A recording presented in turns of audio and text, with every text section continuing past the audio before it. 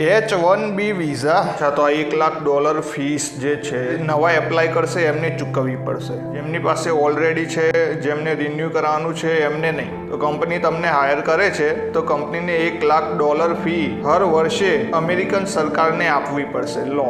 The company needs to decide, do they want, is that person valuable enough to have $100,000 a year payment to the government? કંપનીઓને pressure છે ભાઈ, કયા છોકરા માટે તે હર વર્ષે $1,00,000 ફીસ અમેરિકન સરકારને આપવા માટે રેડી થશે. 2 મિનિટ પાછી એક ન્યૂઝ આવી છે કે $1,00,000 જે ફીસ છે એ વન ટાઈમ છે.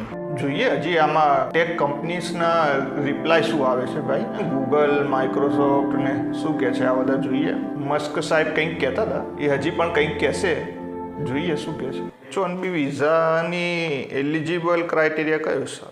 જોબ ઓફર હોવી જોઈએ અમેરિકન કંપનીઓ તરફથી.